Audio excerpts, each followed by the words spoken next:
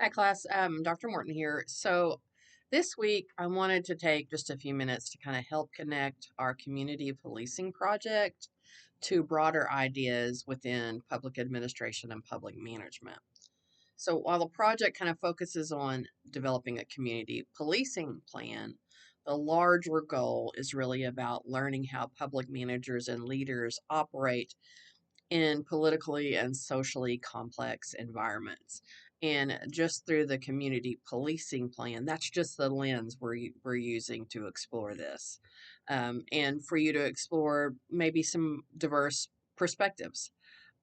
So, community policing is kind of a useful lens because it can sit at the center of public trust, community expectations, political pressure, and the various competing stakeholder interests.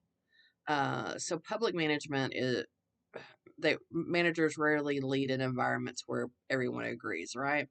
So instead, they have to balance the needs and expectations of diverse groups within the community while they still maintain effective public services.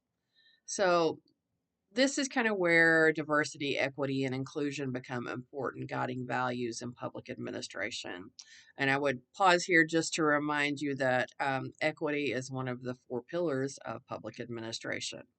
So, public leaders really have to understand that communities are not all experiencing public services in the same way.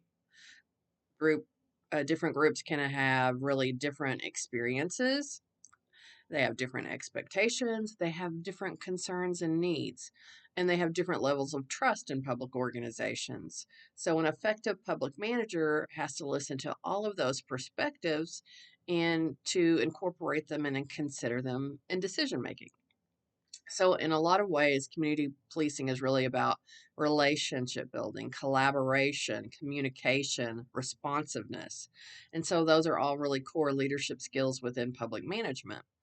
A community policing plan is not simply about reducing crime, it's also about how public organizations engage with the public, how they build legitimacy and trust, and how they respond to concerns about fairness and inclusion. So, as you work through this discussion and your group project, I really want to encourage you to think beyond policing and the community policing plan itself. Think about how public leaders navigate political environments, how they manage stakeholder expectations, how they address social concerns, and how they make decisions that impact diverse populations.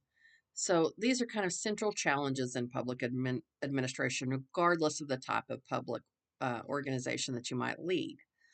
Anyway, so I just wanted to share that to help kind of connect you to the broader concepts here.